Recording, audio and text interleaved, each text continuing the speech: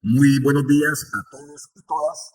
En nombre de la Biblioteca del Congreso, les doy la bienvenida a este espacio. Les habla Armando Martínez Maecha, de la Dirección General Administrativa, y en el día de hoy tengo el honor de presentarles el conversatorio sobre los chips, que será impartido por el doctor José Federico Ávila Castilla. El doctor José Federico Ávila Castilla abordará en este conversatorio la guerra comercial de los chips, junto al, junto al ingeniero Sebastián Turizo. El doctor José Federico Ávila Castilla abordará en este conversatorio la guerra comercial de los chips y su impacto en la geopolítica, así como su influencia en los ámbitos de la guerra y la hegemonía de las potencias digitales, industriales y militares. Además, se analizará la evolución de los procesadores desde los transistores hasta la era digital actual. Igualmente, se examinará su relevancia en diversos productos y se presentarán a las principales empresas líderes del sector, tales como Intel, AMD y NVIDIA. Se le recuerda a los asistentes que se dará lugar al espacio de dudas e inquietudes al final del conversatorio. Doy paso al doctor José Federico Ávila Castilla. Profesor. Muchas gracias, Armando, por tus palabras. Muchas gracias a la invitación que nuevamente me hace la biblioteca para abrir este espacio y conversar un poco sobre este tema de la guerra comercial de los chips. Muchas gracias a la doctora Keila, muchas gracias al director Lenín por la invitación. Y muchas gracias por la audiencia, ¿no? Estoy en compañía de mi compañero de trabajo, Sebastián Turizo, que es ingeniero de software, y me va a acompañar en temas técnicos porque, bueno, tampoco es que yo maneje el tema de los chips, ese es un tema complejísimo, tampoco es un tema viejo, ¿no? Tampoco es un tema nuevo, es un tema viejo, es del año 50 y pico, pero bueno. Entonces, por eso estoy en compañía de Sebastián, que es mi compañero, que es un joven muy talentoso y además con grandes dotes de expositor y explica muy bien, se le entiende muy bien lo que dice Sebastián. Entonces me está acompañando aquí. Sebastián, buenos días. Buenos días, Doc, ¿cómo están? Audiencia, muy buenos días. Entonces, la idea que tenemos con el doctor Federico es precisamente abordar varios temas ligados con los chips, desde lo geopolítico, un poco de historia, un poco de mercadeo, y últimamente hablando como tal de qué son los chips. Entonces, ya se ve mi presentación, estoy presentando pantalla. ¿Me pueden confirmar? Yo la veo. Sí, ingeniero. Podemos visualizar la pantalla. Bueno, entonces comencemos por decir que la geopolítica de los chips es algo nuevo. A pesar de que los chips, fíjense que los semiconductores fueron inventados en el año 47, creo. Y se le dio el premio Nobel a los inventores, que fueron 3, en el año 56. Entonces eso no es algo nuevo. Y un chip se parece a otro. Eso es lo que entiendo. Sin embargo, la geopolítica que conocimos los 50 años antes fue la geopolítica del petróleo. Hoy sigue siendo geopolítica del petróleo, pero se le agrega uno que es la geopolítica de los chips. Los chips se puede decir que es la tecnología de lo infinitamente pequeño. Están en todas partes. Se puede decir que hay una ubicuidad con el tema de los chips, pero no es porque sean pequeños que estén en todas partes, es por la función que tienen. Por eso este tema de los chips toca lo militar, sobre todo lo militar. Lo vamos a tener en cuenta y le hago ahí el subrayado. Lo económico, lo geopolítico, todo eso está metido. Y digo militar porque toda esta guerra tiene que ver con un tema militar. Tiene que ver con la guerra, tiene que ver con el riesgo y con la confrontación y tiene que ver con el conflicto. Bueno, pero los chips están en toda nuestra vida. Aquí en estos computadores están los chips, están en las lavadoras, están en los equipos de sonido, están en los celulares, están en la computación 5G, que de una vez lo digo, la computación 5G, que la domina China, tiene que ver más que todo con el Internet de las cosas, es decir, con la comunicación de los objetos que ahora se volvieron inteligentes o los volvimos inteligentes. Objetos tradicionales los sensorizamos, se comunican y se vuelven inteligentes. Entonces, para eso se necesita la 5G, que es un tema de telecomunicaciones. Bueno, la comunicación, el transporte. Entonces, este tema de los chips es un tema, digamos que estratégico, más importante que inclusive el petróleo. ¿Ya? En el mundo, para dar cifras, se fabrican 30 millones de obleas por mes. Más o menos, figúrense el tema, 30 millones de obleas. Yo no sé una oblea cuántos chips tiene, bueno, pero la oblea es como esa circunferencia donde están los chips y que ya lo miraremos ya con más detalle. Por supuesto que entonces ha habido una explosión de construcción de fábricas. En el año 2020, desde el 2022 al 2024 se han construido 82 nuevas fábricas, incluido 11 proyectos del 2023 y 42 en el 2024. Los Estados Unidos tienen un afán de llevarse las fábricas de Taiwán porque no le da seguridad, porque piensan que van a invadir la isla o eso es lo que se vende. Entonces, figúrense. Otro dato, el 85% de los semiconductores utilizados cada año en China provienen del exterior, ¿ya? Tienen que ver con el exterior. y China ocupa la primera posición entre los principales socios comerciales de Estados Unidos. Ojo, estamos hablando de guerra comercial, pero miren lo que estoy diciendo. China es el principal socio comercial de Estados Unidos. O sea, son socios que están en guerra. Y eso es lo que vamos a desmenuzar. Ahora quisiera que mostráramos más o menos las proporciones, Sebastián, de qué es un transistor, cuál es la proporción. Bueno, ahí lo podemos ver. Sí, Entonces, señor. un transistor que ya está, por favor, estamos ya al borde del átomo, estamos ya en un nanómetro, pero pongamos de 5 nanómetros. Entonces, un transistor es más pequeño que un glóbulo rojo, más pequeño que un virus, más pequeño que una bacteria. Y aquí pueden ver ustedes la proporción. Pues lo que estamos hablando es algo infinitamente pequeño. Aquí hay que me dice que un nanómetro, que ya casi estamos ahí, es, dice aquí que es, para ponerlo en perspectiva, el cabello crece aproximadamente 1 nanómetro por segundo. Entonces, sí pueden ver que es algo verdaderamente pequeño. Con esta charla queremos resolver preguntas como esta. En los semiconductores de control estadounidense de herramientas y equipos claves, ¿puedo al menos limitar el desarrollo autóctono de China? Es decir, Estados Unidos, que controla el dólar, que controla empresas como ASML, que es el que hace las máquinas que fabrican los chips, que tiene el control de las fundidoras como TSMC, que es la vanguardia. Es decir, con todos esos recursos tendrá los Estados Unidos la llave para ralentizar, para parar el desarrollo propio de chip en China. Esa es una pregunta que hay que contestar acá con esta charla. La segunda, ¿cuál es la importancia del tamaño del mercado chino de chip como fuente de ingresos para las empresas estadounidenses? Porque en eso que estamos viendo nosotros y que ustedes no lo van a ver porque esto es importante que lo tengamos, cuando uno mira este tema allá afuera, generalmente viene por vía propaganda, donde a usted lo quieren manipular, donde a usted le mienten. Le dicen algo que no es o le quitan o omiten. Entonces lo manipulan a uno y uno no tiene claridad sobre esto. Entonces, por eso empiezo diciendo, hay una guerra comercial entre China y Estados Unidos, hay una guerra de chip entre China y Estados Unidos que son socios comerciales y ya vamos a mirar con las cifras. Entonces, ¿qué pasa con eso? Las lógicas y los intereses que se entrecruzan, ¿cómo manejarlas ahí? Los Estados Unidos tienen mucha desconfianza de China, dice que los espía, dice que no tiene confianza, que es un problema de seguridad nacional. Pero ¿y entonces a quién le venden los chips los chips que se fabrican? ¿A dónde es que se venden casi en el 50%? A China. Es decir, si China no compra chips, se quiebran las empresas que están en la cadena de valor o en la cadena logística de los chips. Entonces eso tenemos que mirarlo. Tenemos que mirarlo y eso también tenemos que mirarlo en relación a la efectividad de las prohibiciones americanas, que de pronto le dice a una empresa que la mayoría de sus ingresos los tiene en China, vendiéndole chip, y le dice, usted no le va a vender más chip a China. Y oye, ¿cómo así?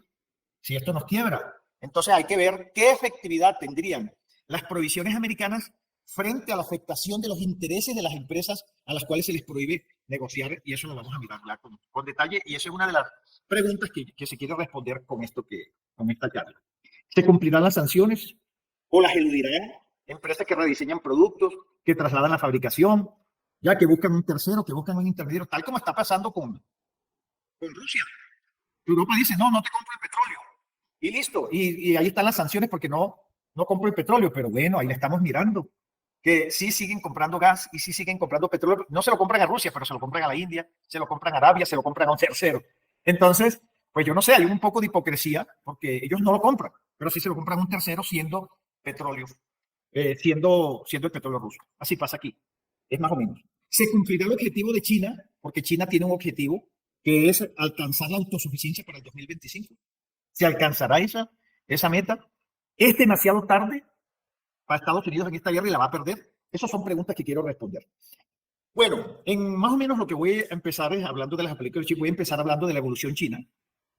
Ya después voy a hablar de cómo China ha crecido, que ustedes lo han visto, que de ser un país agrícola, ya se convirtió en un país industrial y era un país que está en la vanguardia de la tecnología. Vamos a ver eso, cómo se convirtió en la primera potencia comercial. Vamos a mirar eso rápidamente. Después vamos a tocar algo que se llama la trampa de Tucídides, eso es muy viejo, eso es de Grecia, que explica cómo un país un hegemón o un imperio que va para arriba y el otro que va en decadencia. ¿Qué pasa cuando hay eso?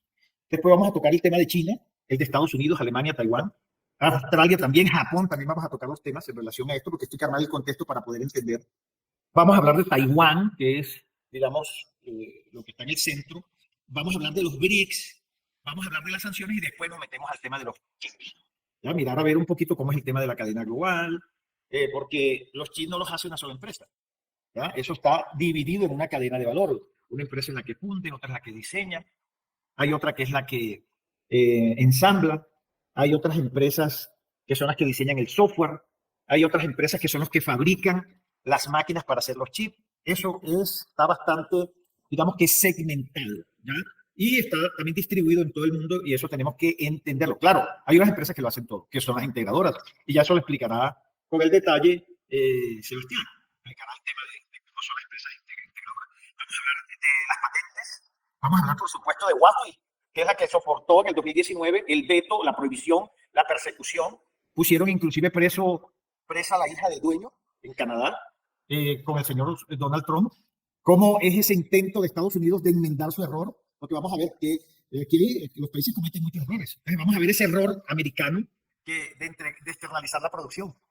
Y vamos a ver quién era Estados Unidos y qué hizo y por qué pasó eso. ¿Fue culpa de otras personas? ¿Fue culpa de ellos? Es decir, ellos mismos entregaron la producción, claro, por un interés. Ellos entregaron la producción. Ya vamos a ver rápidamente cuál es la importancia que tenía Estados Unidos. ¿Ya? Y cómo con ese movimiento, con la Organización Mundial de Comercio, le entrega la producción a China, a la India, a Vietnam. Vamos a mirar con el detalle, digamos, estos temas de cómo se fue cambiando eso. Por último, vamos a mirar el tema de las patentes, porque se entiende que lo chino es malo. Ojo, tenemos una fotografía desactualizada, anacrónica de lo que es China. Pero vamos a mirar el tema de las patentes y qué significan las patentes. Por ejemplo, en 5G, lo digo yo, las patentes son chinas. Bueno, en muchas cosas, pero quien tiene las patentes manda en el sector. ¿Quién manda ahí? China. No solamente porque es patente, porque es más barato y porque es mejor. Entonces, vamos a mirar ese tema de patentes y por último la materia prima para fabricar los chips. Entonces, seguimos con la evolución china, lo vamos a ver rápidamente. Como pueden ver ahí, en el año 60 China ni siquiera estaba por ahí ni por las curvas, ¿ya? En el año 70 tampoco se veía China por ahí, tampoco se veía. En el año 80, aquí China está por acá, por aquí, este es el año 80, el año 80 es acá. Aquí está, China creo que es este que está aquí, porque este es Japón, China es este que está aquí. En el año 90, todavía no se ve China, el poder lo tenía Estados Unidos, como pueden ver. Vamos a pasar el año 90, vamos a pasar el año 2000. Bueno, ya ahí aparece China. En el año 2000 ya aparece China, miren. Ahí está señalando. En el año 2010, miren a China, en el año 2010. ¿Ya? Miren esa evolución, miren ese reemplazo, miren esa sustitución. ¿Ya? Estados Unidos se entrega su preponderancia comercial e industrial, se le entrega a China. ¿Ya? ¿Por qué? Porque querían buscar salarios bajos. Ellos se iban a dedicar al marketing, se iban a dedicar al diseño, y los chinos y otros países, los tigres, iban a fabricar a unos salarios bajísimos. Prácticamente aquí se inaugura el postcapitalismo, se acaban las chimeneas. Los obreros, miren el cinturón del óxido en Estados Unidos, toda esa zona industrial se desocupa porque se van literalmente todas las fábricas con un fin, yo creo que eso no se lo pensaron bien, con un fin estrictamente de lucro, porque se ahorraban una gran plata y prácticamente China sacrificó una generación o 2 generaciones en esto. ¿Ya? Porque los salarios eran muy bajos y se hablaba del trabajo infantil y se hablaba de la deslocalización y se hablaba de una desregulación donde prácticamente no habían las regulaciones laborales que estaban en Estados Unidos y que hacía que un obrero tuviera su carro, su hipoteca, su casa en Estados Unidos y tuviera un nivel de vida bueno, no existía en China. ¿Ya? Entonces eso les pareció mucho y buscando el lucro se fueron para allá y se acabaron las chimeneas, se acabaron los sindicatos en Estados Unidos porque toda esa producción se trasladó a China. Eso, como pueden ver, y como lo vamos a mirar, eso fue un error. Eso fue un error. Yo siento que, y lo vamos a mirar cuando lleguemos ahí, que eso tiene origen en Nixon, en Richard Nixon, que es un presidente emblemático, incluso un presidente académico con mucha, y que tiene a su lado a Henry Kissinger, que acaba de morir y que fue el diseñador de las políticas americanas. Henry Kissinger. Dentro de eso fue el acercamiento a China y después del acercamiento a China vino la externalización de la producción o el offshoring y el outsourcing, donde se le entrega lo que producían ellos, se lo entregan a China. Eso fue un gran error. Y pueden ver esa sustitución que está aquí. Rápidamente lo miramos en el año 2010, en el año 2020, miren eso. Ya Estados Unidos es chiquito, pero bueno, ¿qué empresas se fueron para allá? Fueron las empresas americanas, fueron las empresas europeas que se fueron para allá. Quiero que eso quede claro, ¿no? Y por eso es que nosotros decimos que Estados Unidos y China son socios. Y que ese desacople o ese decoupling que hablan ahí muchos teóricos no va a ser tan fácil, porque ellos están acoplados.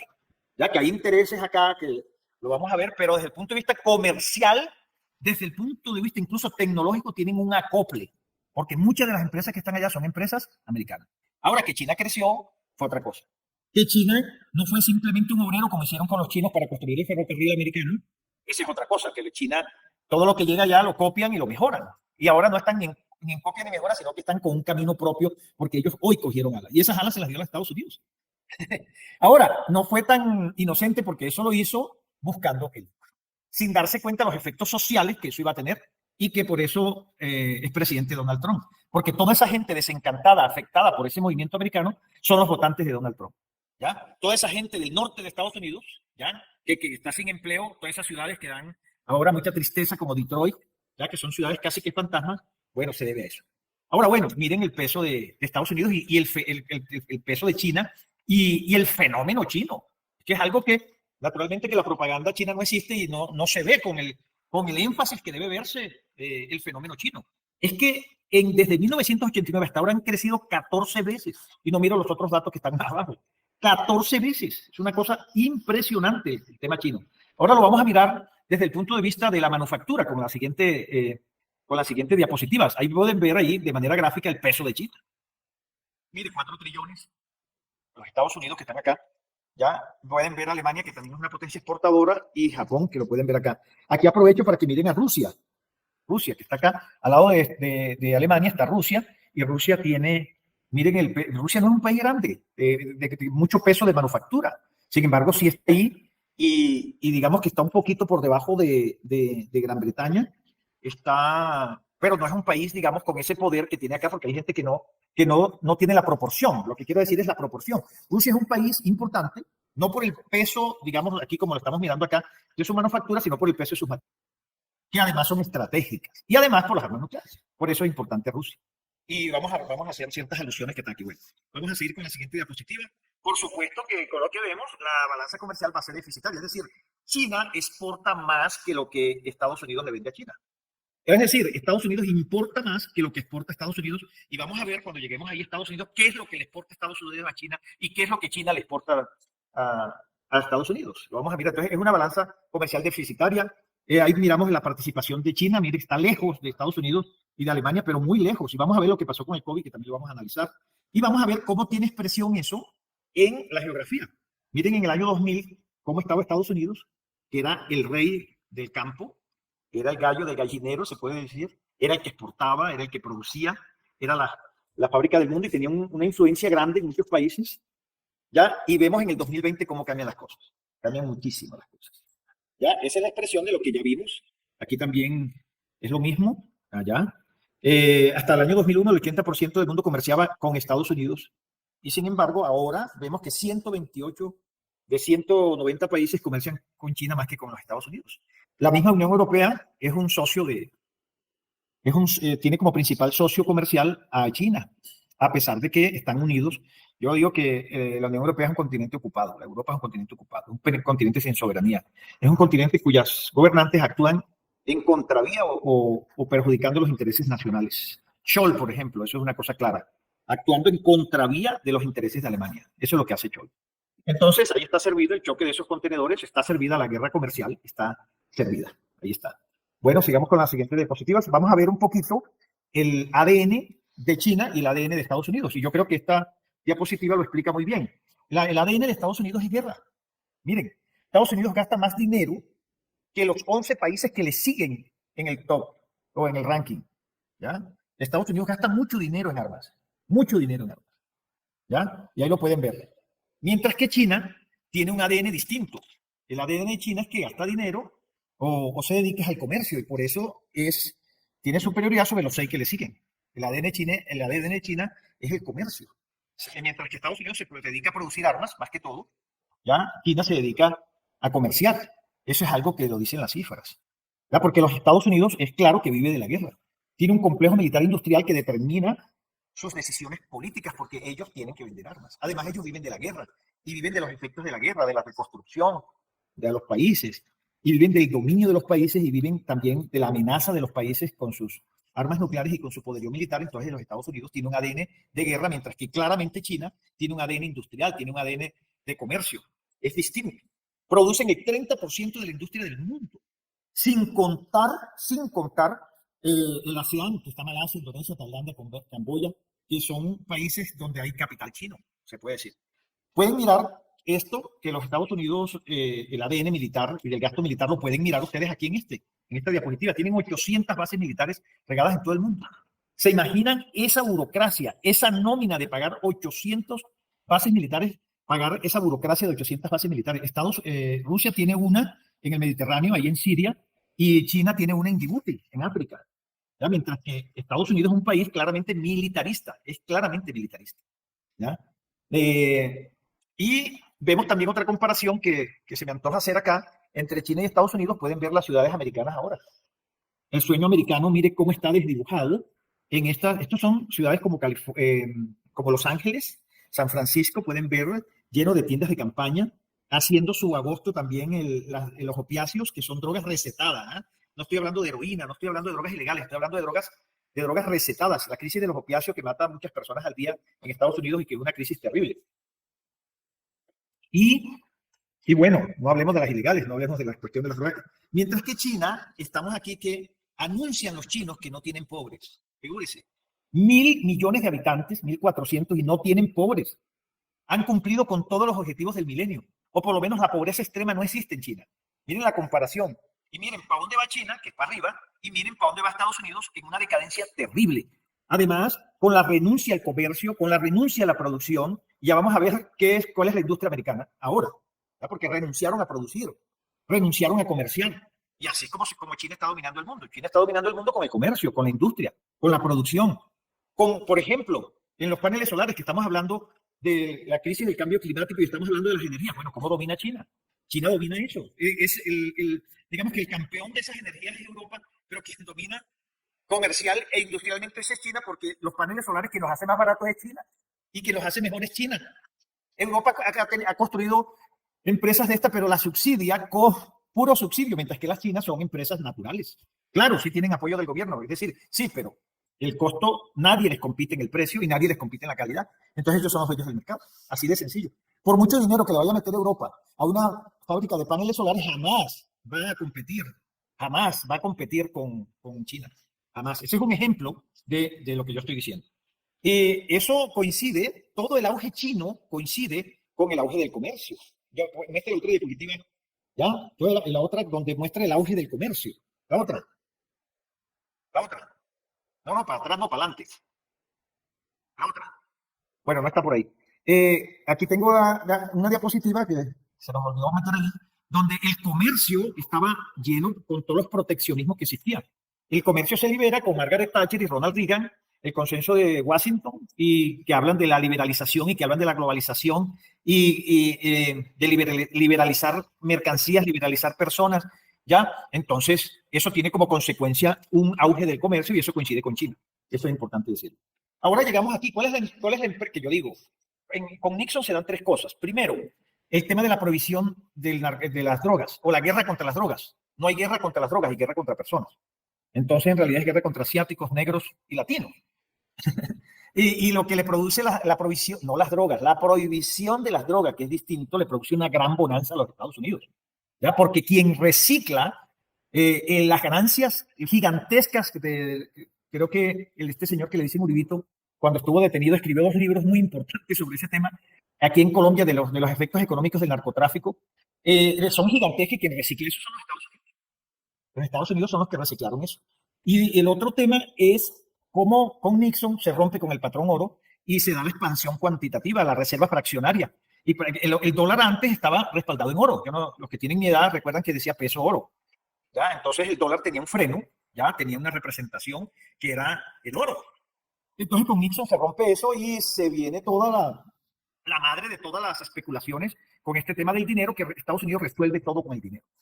Los Estados Unidos están subvencionados por el mundo, porque ellos actúan desde este punto de vista de una manera poco diferente a como actúa Venezuela o como actúa Argentina, emitiendo dinero de manera irresponsable. Lo que pasa es que las consecuencias de Venezuela se ven ahí inmediatamente y las paga Venezuela. Y las consecuencias en Argentina las paga Argentina, mientras que como la moneda de ellos es divisa, es decir, el dólar es la moneda del mundo, entonces ellos cada vez que emiten nos estafan a todos, estafan al mundo. Y por eso es que ellos pueden financiar 800 bases militares a punta de emitir dinero. Por eso es que ellos pueden financiar el fracking, que desde el punto de vista económico es inviable porque se mete más de lo que se saca, pero ellos les da eso una preponderancia estratégica al convertirse en el primer productor de petróleo y de gas. ¿Ya? Y cambia todo, que eso sería materia de otra charla, de la geopolítica del petróleo, cómo cambió la geopolítica cuando Estados Unidos se volvió el primer productor de petróleo, cómo cambiaron las relaciones entre Estados Unidos y Arabia, que era el primer productor, y cómo Arabia está ahora del otro lado de la valla, casi teniendo una base militar americana, la más grande que está ahí, y donde le prohibieron atacar desde allí, prohibieron atacar a Irán. Ojo, que son enemigos y eso habría que mirarlo, y prohibieron eso. ¿Y cómo, bueno, pero cómo cambió el petróleo eso? ¿Ya? ¿Cómo Estados Unidos, siendo ahora el primer productor, cambió todo eso? Pero lo que estoy diciendo es que el petróleo, ¿cómo es? La emisión de dinero, que ellos emiten dinero. Miren, les voy a dar una cifra que no les traje, pero los Estados Unidos emitió más dinero en la pandemia, de la pandemia hasta acá, que en toda su historia, desde que existe la Fed, ha emitido más dinero. Es una cosa irresponsable, es una cosa navegable el dinero que ha emitido los Estados Unidos. Y soluciona sus crisis. Cada vez que tienen una crisis financiera, entonces lo soluciona emitiendo dinero. Así de sencillo. Así rescata a sus bancos, rescata a los países. Miren, en Europa, el Next Generation, los fondos Next Generation, así domina países, ya los endeuda. ¿Los endeuda con qué? Con dinero sacado del aire, con papel endeudan los países. Y por eso llega y gobierna los países e impone un modelo financierista al resto del mundo. Pero el otro punto de esto, y que es muy grave también para los Estados Unidos y que lo considero un error, es que convierte la moneda, convierte el dólar en un arma para sancionar. Y creo que eso es muy malo para los Estados Unidos y ya lo vamos a ver ya lo vamos a ver en otro. Vamos a la trampa de Tucídides. Entonces, ¿qué pasa? Hay un señor que se llama Graham Allison, que es un profesor de Estados Unidos, también un analista de la geopolítica, que sacó un estudio en el cual dice lo siguiente. Dice, él estudió en 500 años cómo hay los imperios que han bajado y los imperios que han subido. ¿Ya? Los imperios, por ejemplo, antes, ¿quién era el imperio en los Estados Unidos? Era Gran Bretaña. Después de la Segunda Guerra Mundial, el imperio que subió fue los Estados Unidos. Pero antes de Gran Bretaña, ¿cuál era el imperio? El imperio turco-otomano. Y así. Entonces, él durante 500 años estudió la emergencia y la decadencia de los imperios y dice que de 16 veces que pasó, digamos, esa alternancia, 12 terminaron en guerra. Entonces, eso para decir, ¿qué va a pasar ahora? La siguiente, ¿qué va a pasar ahora? ¿Va a haber guerra? Ah, no, mira, esta es la diapositiva que te estaba pidiendo, Sebastián. Miren cómo el comercio, vuelvo allá, cómo el comercio estaba muy deprimido, miren cómo estaba antes, y comenzó desde el Consenso de Washington. Ahí los protagonistas son Margaret Thatcher, Ronald Reagan, el Papa Juan Pablo II, y la caída del muro de Berlín. Y entonces el mundo se vuelve unipolar. ¿Ya? Hay un solo gallo en el gallinero que se llama Estados Unidos, el hegemón. ¿Ya? Y entonces, bueno, muy mal aprovechado ese momento, porque se cae la Unión Soviética y pues se pensaba que los Estados Unidos iban a tener más años de preponderancia, más años de hegemonía, pero no. Miren dónde estaba Rusia, miren dónde estaba China, pero se buscó el propio mal, como lo acabo de explicar, porque buscando el lucro externalizó su producción y prácticamente creó un gigante que se llama China. China es una creación de Estados Unidos. Es una creación de Estados Unidos. Bueno, pero estoy en el tema de que, ¿qué va a pasar? Los Estados Unidos está muy mal, como lo vemos. Va en decadencia.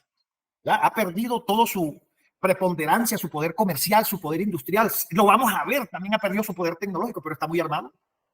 Además vive de la guerra. Además tiene un modelo que eso no puede ser, ese umbral está cerca donde los Estados Unidos no pueden seguir imprimiendo. Es que viven exactamente de imprimir dinero. Ya siendo un país tan poderoso, de tanta iniciativa, terminaron imprimiendo dinero. Terminaron reemplazando la producción por la impresión de dinero. ¿Eso dónde va a llegar? Entonces, lo que nos preocupa a los que analizamos y los que nos gusta este tema es que eso puede ser muy peligroso. Muy peligroso. Porque es un país armado y que vive de la guerra. Y de 16 veces que hace este profesor el análisis, 12 de ellos han terminado en guerra. Vamos a darle un poquito más rápido.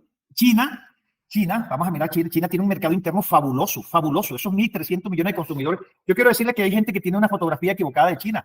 En China, hoy, la gente no anda en bicicleta como lo vimos hace muchos años. La gente que ellos tienen aire acondicionado, comen carne, hacen turismo, andan en vehículos. Es decir, es una sociedad de consumidores, además donde no hay pobres. Entonces son 1.300 millones de consumidores potenciales. Los consumidores de China son el motor de la economía mundial. Ese mercado interno es el motor de la economía mundial porque también importan mucho. Miren todo el carbón se va para China, todo el petróleo se va para China. Por eso Rusia, cuando la Federación Rusa, cuando Europa le dijo no le compro, dijo, pues China me compra. China lo recibió con los brazos abiertos. Rusia estaba lejos de China, o por lo menos no estaba tan cerca. Se los entregaron a China, que eso es otra cosa que vamos a estudiar aquí. Ya se los entregaron a China y China compra las materias primas, todas las que usted quiera las compra. Cuando no las tiene, las compra, bueno, etcétera, etcétera. También China es el principal, uno de los mayores inversores. Miren cómo tienen África. Yo creo que el principal inversor, el que invierte dinero en África, se llama China, y ahora también están aquí en América Latina. Miren el tema de Milei. Ya, que tiene un problema con los chinos y tuvo que ir allá y bajarle la cabeza a los chinos. A pesar de su discurso ideológico y con su discurso un poco beligerante, le tuvo que bajar la cabeza a los chinos. Porque es un tema económico y no podemos. Además de eso, es un receptor de inversiones. Todo el mundo quiere hacer negocios en China. Ninguna empresa quiere irse de China. En las que están y las que no están quieren estar en China. Miren, allá está Apple, allá está Volkswagen. Eso no tenemos el tiempo para analizar el tema de Volkswagen. El tema de Alemania. Llegó Scholz también a bajarle la cabeza al mandarín. Xi Jinping estuvo hace una semana ya a bajarle la cabeza. Allá estaba Janet Yellen, porque ya vamos a ver que quien manda en el mundo desde el punto de vista económico, comercial, industrial e inclusive tecnológico es China. Y no me digan pro chino, estoy dando las cifras, porque ni siquiera estoy haciendo valoración, estoy haciendo eso, estoy presentando los datos.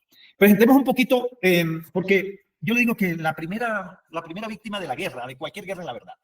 Ya uno no sabe cuándo está la propaganda. Entonces aquí tenemos que mirar son los hechos, para no dejarnos manejar de la propaganda. Por ejemplo, CNN es pura propaganda. BBC es pura propaganda. RT de Rusia, pura propaganda. Istan TV de Irán, pura propaganda. El CGT, creo que se llama el CGTN de China, es pura propaganda.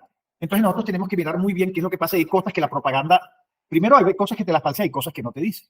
Entonces miren, en este China, ¿quién es bueno, Taiwán es una provincia rebelde. Taiwán es un país reconocido por muy pocos países. Inclusive, Taiwán no está reconocido como país soberano, ni siquiera por Estados Unidos. ¿Por qué no lo reconocen? Bueno, porque las implicaciones y las consecuencias que tendría eso serían funestas. Entonces, Taiwán es una provincia rebelde de China y que de manera inercial y natural termina entrando a China, como entró Hong Kong. Como está Chechenia en Rusia, con un estatuto de autonomía bastante amplio, pero termina entrando a China. Pero los Estados Unidos, no reconociendo a Taiwán, se ha atravesado y toda la propaganda nos muestran, digamos, una cara que nos muestra la cara distinta, la cara del conflicto, la cara, y las cosas de pronto no son tan así.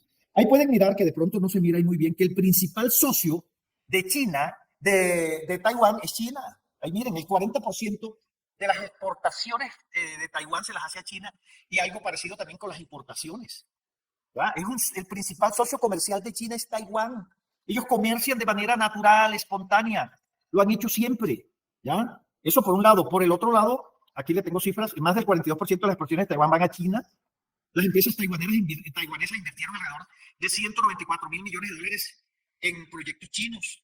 China suministra las materias primas clave para la industria taiwanesa, se lo suministra a China. Los chinos representan el 30% del PIB de Taiwán. Entonces, la gente muestra, la propaganda a veces no muestra esto. ¿Ya? ¿Cuántas TSMC, que es la fábrica que funde chip, cuántas fábricas de TSMC hay en China? Hay varias fábricas, inclusive ya lo vamos a ver. Hay fábricas de Intel, de Samsung en China. Lo que hay es una interrelación, lo que hay es un comercio que ahora se quiere romper con un cambio de rumbo porque Estados Unidos es un mal perdedor. Ellos inauguraron la era de libre comercio, inauguraron la era de la globalización, ya cometieron el error de externalizar la producción, les está yendo como perro al misa y ahora quieren regresarse. Ahora quieren volverse proteccionistas. Ahora quieren regresar las industrias que están en China, quieren regresarlas a Estados Unidos, porque tienen una tristeza comercial, económica y social grandísima en el norte de los Estados Unidos, y que posibilitó que un señor como Trump llegara a la presidencia. Y que lo explico muy bien lo explico, digamos, de manera más amplia en mi canal, donde tengo 4 entregas donde hablo de Trump y hablo de China. Entonces es un mal perdedor, así de sencillo. Lleguemos a las elecciones. Ahora hubo elecciones en el 2024. ¿Qué pasó en esas elecciones? Votaron los taiwaneses, el ejecutivo lo ganaron los antichinos, ¿ya? Pero el legislativo está dividido. Es decir, quien ganó las elecciones en el legislativo son los pro-chinos. Ustedes saben que ahí es provincia rebelde porque ahí hubo una guerra civil. Los que perdieron terminaron en esa isla que se llamaba Formosa, Chiang Kai-shek, con un partido que se llama el Kuomintang. Es un partido nacionalista. Ese partido hoy es pro-chino. Ya, entonces no es cierto que China, de manera, digamos, que unánime, está en contra de China. Hay muchos taiwaneses que quieren regresar a China, que quieren integrar, que quieren volverse al continente. No es cierto lo que nos vende la propaganda. Tampoco estoy diciendo que aman a China. Lo que estoy diciendo es que mucha de la población, y eso no lo muestran, ya están de acuerdo con China. Vamos a pasar, uy, se nos está yendo el tiempo, pero rápido. Vamos a pasar a los bloques. Es que, miren, los Estados Unidos hoy se está volviendo proteccionista, quiere poner aranceles, hace sanciones. Bueno, pero resulta que el Los centro de gravedad hoy no está en Europa. Europa es un país que va en decadencia, es un continente que va en decadencia. Es un bloque que va en decadencia, como los Estados Unidos también. Hoy el futuro está en Asia. Y aquí lo explicamos. ¿Qué Aquí le pasa a los BRICS, Doc? No he llegado a los BRICS. Estoy hablando de esta asociación del Pacífico, en la que hay países como Australia, Japón, pero ellos aquí están negociando de otra manera distinta como lo está haciendo los Estados Unidos. Por ejemplo, están con el tema de libre comercio, están con el tema de los tratados de libre comercio, los Estados Unidos hoy lo que están metiendo es proteccionismo, lo que está metiendo es sanciones, lo que está haciendo es arrodillando con el dólar. Hoy está este país, este que quiero que lo miren, que tiene un peso del 30.5, miren esto, que quiere eliminar el 90% de las aranceles, es decir, que se comercie, como lo dijo Margaret Thatcher, como lo dijo Ronald Reagan, así de esa manera. Vamos a ver el peso de China, por ejemplo, en Alemania. Ya, el principal socio de Alemania es China. Miren, ahí está. Incluso Alemania hoy no tenemos el tiempo para detenernos ahí, pero las relaciones que tiene, ahí fue hecho al arrodillarse. Lo que fue literalmente fue arrodillarse porque von der Leyen dice una cosa, pero la economía dice otra. No tengo tiempo para detenerme ahí. Japón, por Dios, que lo quieren poner como cabeza de lanza. Los Estados Unidos jamás va a atacar a China, jamás la va a atacar. Si la ataca por Japón. Y Japón es el socio comercial de Japón es China. Aquí tengo el dato. Japón, que lo tienen de cabeza de lanza para atacar a China. Ahí está además por sus problemas que tienen. Entonces, mire, Japón es el principal. Australia, que hace parte del AUKUS, que está muy cerca de Estados Unidos en el tema militar. Miren, el principal socio de Australia es China y miren la distancia que tiene con Japón y la distancia que tiene con Estados Unidos. Por favor, muestras la diapositiva. Sigue, Sebas. Japón, miren. Japón. Ahora Australia. Miren eso. Es lo que quiero decirles.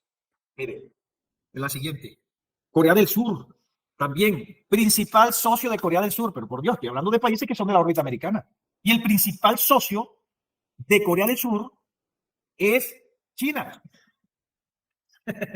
Y su principal comprador de chip es China. ¿Ya? Allá se fabrican muchos chips en Corea del Sur. Bueno, el 40% de esa industria tiene un comprador y es China. Imagínense si ellos, desde el punto de vista comercial e industrial, están queriendo pelear con su principal. Yo critiqué mucho esto. ¿Cómo vamos a pelear con Venezuela? Si Venezuela es nuestro principal comprador. Eso es meterle ideología al comercio, meterle ideología a la economía. ¿Ya? Entonces, aquí precisamente pasa eso. Entonces, tienen una pelea con China, pues, desde el punto de vista militar. ¿Quién se afecta? A los comerciantes. Ya vamos a ver que los comerciantes, ya lo vamos a ver, los comerciantes cómo recibieron a Xi Jinping. Ah, sí, el gobierno es muy frío y tal, pero ¿cómo lo recibieron los comerciantes? La gente que hace negocios, ¿cómo lo recibió a Xi Jinping? Con ovaciones, y lo vamos a ver ahora. La ASEAN, la ASEAN son 10 países donde está Tailandia, Camboya. Estos países funcionan con capital chino. Son los principales socios comerciales de China. Mira, ahí está. A los que quieren mirar, mira el resto. A la otra. Es el principal socio. Bueno, ahora llegamos a Estados Unidos. ¿Quién es el principal socio de Estados Unidos? China. Ahí lo pueden ver.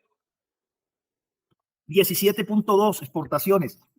China es un exportador neto. Estados Unidos, quien lo creyera, es un importador neto de China y por eso la rabia de Trump por la balanza comercial negativa.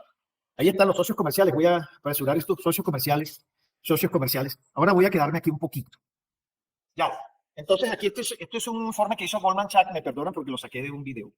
No he podido tener ese informe de Goldman Sachs. Entonces, aquí en la primera que está acá, en la primera, si lo señalas, donde están las bolitas azules, esa que está aquí, dice que desde el punto de vista de la tasa de cambio, Estados Unidos es superior. Pero desde otro punto de vista, desde la exportación, el principal es China. Ahí lo estamos viendo. Ahora, aquí al lado, por favor, lo señalas, al lado. No, al lado aquí, al lado de las bolitas. Ese cuadro de arriba. Ese cuadro de arriba, miren cómo iba China y cómo iba Estados Unidos. China arriba y Estados Unidos abajo. Lo que niveló esa brecha, o gap en inglés, fue el coronavirus. ¿Ya? Miren. Lo que los unió fue porque China prácticamente esperó, nadie entendió por qué ese cierre tan terrible. Yo pienso que hay una cosa ahí, porque hubiera sido peor. Como iban las cosas eran peor, mira, antes del coronavirus. Lo que hizo que se unieran, que esa brecha se disminuyera un poco fue el COVID. Ya, y miren, aquí se unieron. Acá. Bueno, aquí en el otro que está abajo de las bolas, vemos que Estados Unidos es un país importador. de lo que fabrica China, y que China es un país exportador. No me hable de la tecnología, el que está al lado. No me hable de la tecnología. Y ahí lo que vamos a ver es muy humillante.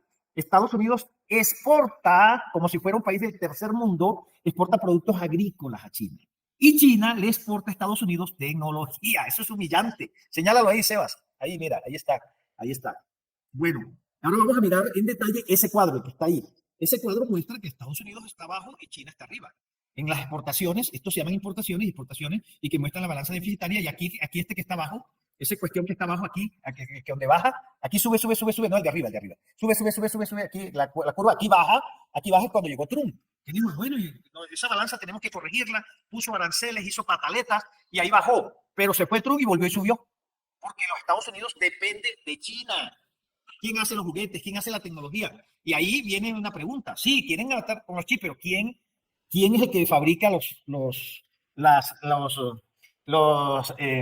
productos que tienen los chips? China.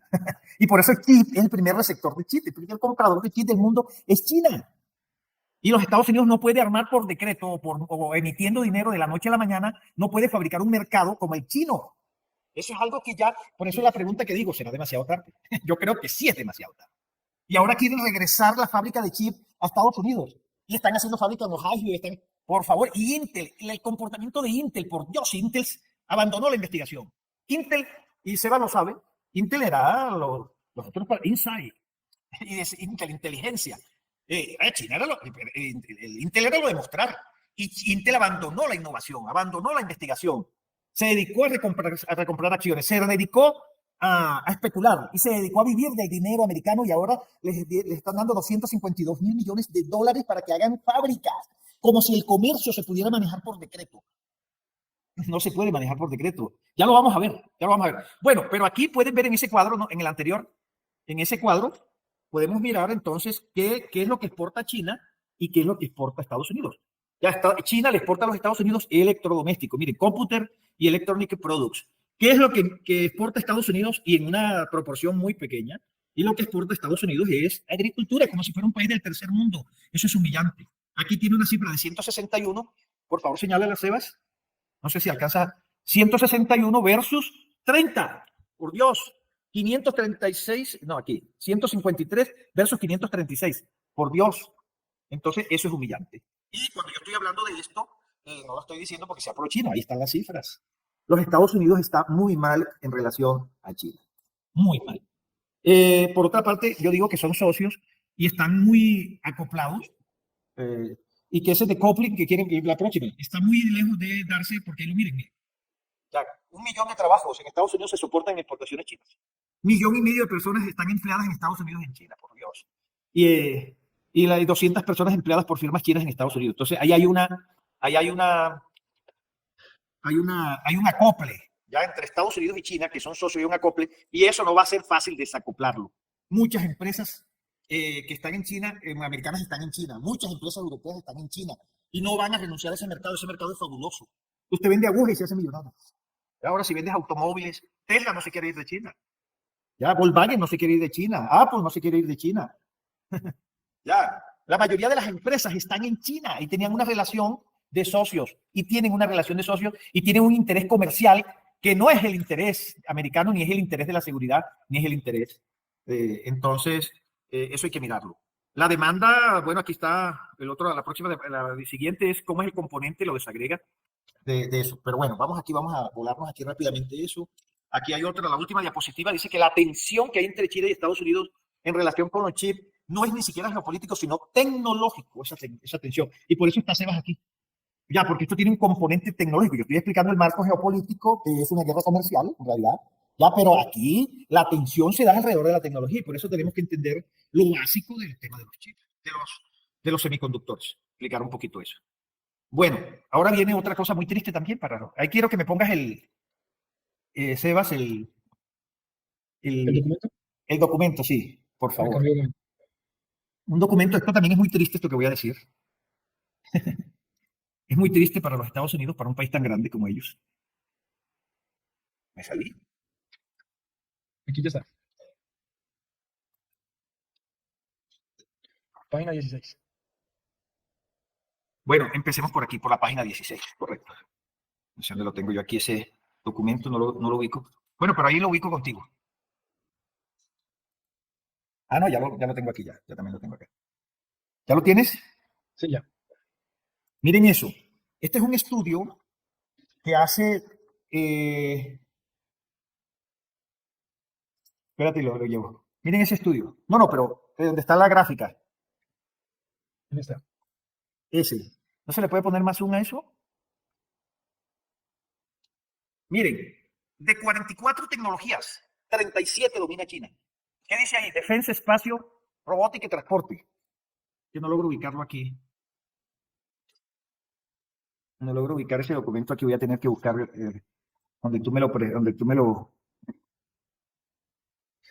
Si lo acerco más, lo alcanza a ver, ¿no? Sí, hay que ponerle como un zoom, por favor. Aquí, Sebas, mira. espérate ¿Aquí un ya lo ves segundo. bien? Espérate un segundo que estoy buscando el documento para bajarlo yo acá, que no lo tengo. Sebastián. Aquí está. Aquí está, ya lo... ¿Página qué? Es la 21 del PDF. La 21. Bueno, miren ahí, que es que yo aquí, ustedes lo miran ahí, yo lo miro aquí. La 21. Ok, miren eso. ¿Quién manda en la tecnología? ¿De qué dice ahí? No logro mirarlo. De 44 tecnologías, ¿cómo le pongo son a esto, Dios mío? Es muy triste para los Estados Unidos. Los 5 mejores países. Está China, comunicaciones, China, el 29 y los Estados Unidos están en el 9. En óptica avanzada de comunicaciones, 37 China. El que le sigue es Estados Unidos en el 12. Ni siquiera la mitad. En algoritmos de inteligencia artificial, tiene China el 36%, Estados Unidos tiene el 13%. Libros mayores distribuidos, el 28%. Análisis de datos avanzados, esto tiene que ser como blockchain, ¿cierto? Libros mayores distribuidos, blockchain. Análisis de datos, aprendizaje automático. Miren, el 33%, Estados Unidos en el 33%. Pasemos a la próxima. Alto rendimiento, diseño y fabricación avanzado, lenguaje natural. Ahí sí, Estados Unidos domina en 3. En 3, pero en la mayoría domina China. Sigamos a la próxima, Sebas. ¿Cuál es la próxima? La 28. ¿La que 28? 28, sí.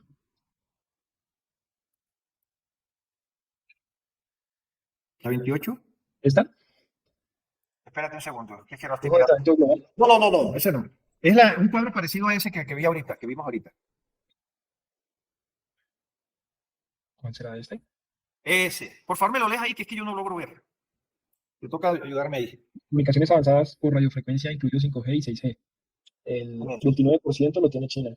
De ahí le sigue Estados Unidos con 9,50. Bueno, miremos eso. Pasemos a la otra, a la 36. ¿El algoritmo de inteligencia artificial? Sí, el 36. La página 36. Ya ahí vimos que si nos quedamos ahí no nos alcanza el tiempo.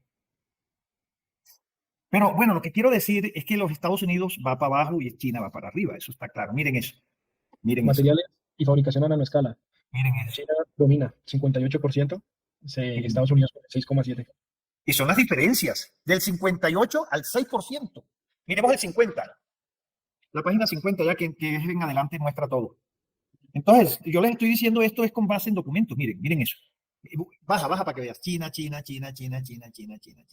Y está Estados Unidos de segundo en una posición bastante. De 44 tecnologías, 37 son chinas. Bueno, sigamos. Sigamos con la diapositiva. Dame un segundo, cambio la ventana. Bueno, entonces eso también respondo a la pregunta. ¿Quién va a ganar esta guerra?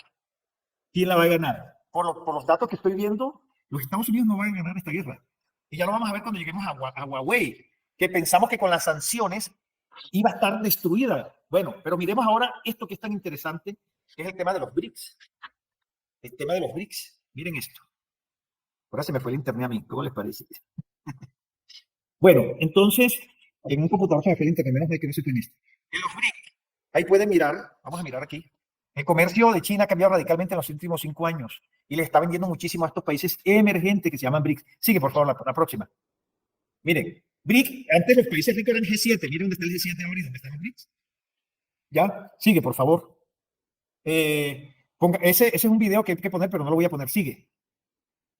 Las exportaciones rusas que las sancionaron hasta el cielo. Miren, en el nivel más alto. Es decir, las sanciones y la guerra de Ucrania le ha caído muy bien a Rusia. Es esa actuación, las actuaciones absurdas de... Miren, A Rusia le cayó muy bien la guerra. Es el quinto país del mundo, la quinta economía del mundo, la primera de Europa. Alemania, que estaba por encima, hoy cayó ¿a dónde? ¿A dónde vamos a ver? La suerte de Alemania es terrible, en manos del señor Scholz, que actúa en contravía de los intereses industriales, comerciales y sociales de su país. Está entregado a los intereses americanos. La guerra de Ucrania le ha convenido a Rusia y a Estados Unidos. Están felices, ¿ya? Pero le ha caído muy mal a Europa. Miren el comercio entre China y Rusia. China no estaba con Rusia, tienen algunas diferencias y lo que hicieron con esto fue que le entregaron en bandeja de oro a Rusia. Ahora China y Rusia prácticamente son un bloque, lo que le falta es decir eso, que son un bloque. Y fue porque patearon a Rusia y se fue para China. China lo recibió con los brazos abiertos porque Rusia es el país más grande del mundo y además con unos recursos naturales que ellos necesitan.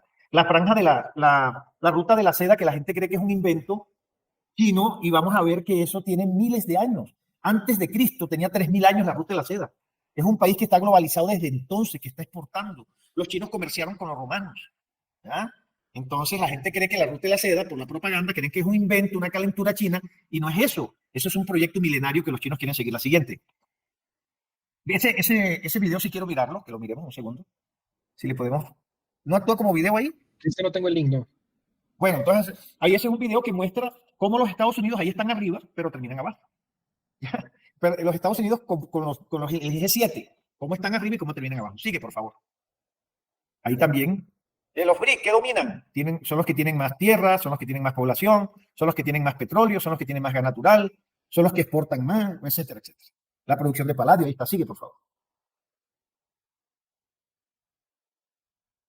Las sanciones, por Dios. Sigue, vamos a despachar eso rápido porque si no, no vamos a tener tiempo.